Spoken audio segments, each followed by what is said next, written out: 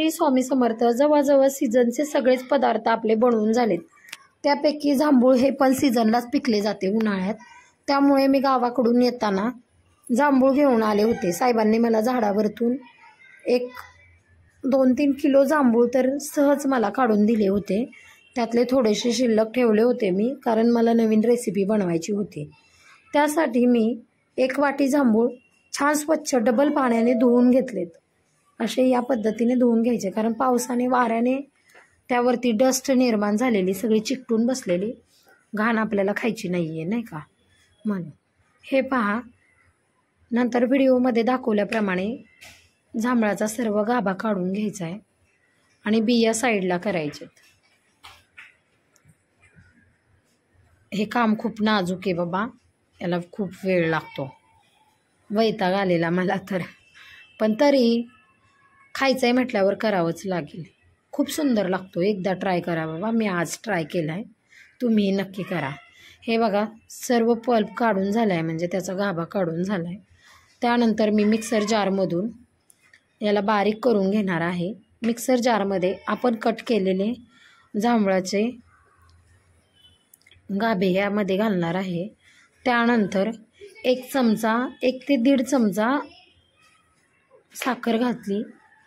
नंतर अर्धा चमचा चवीनुसार मीठ घातलं आहे.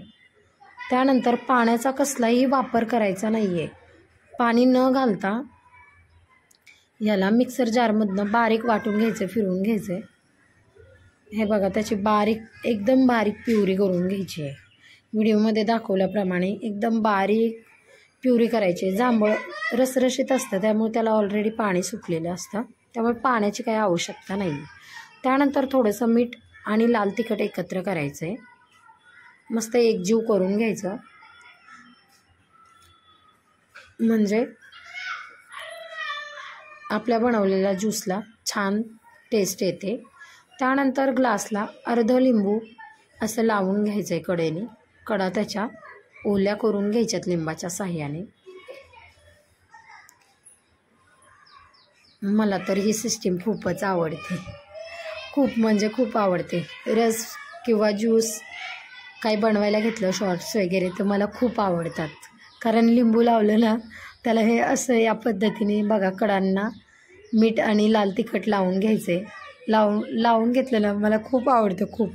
कारण त्याचा ज्यूस ओतला, रस ओतला तर त्याला वेगळीच टेस्ट निर्माण होते. नंतर आपण बनवलेला जांभळाचा ज्यूस घालायचा आहे. एकदा नक्की ट्राय करा. हेल्दी पण खूप आहे, आणि ज्यांना शुगर वगैरे आहे ना, डायबिटीज वगैरे, त्यांनी तर प्याच आठवड्यातनं 1-2दा. ठीक आहे, छान मस्त. श्री स्वामी समर्थ.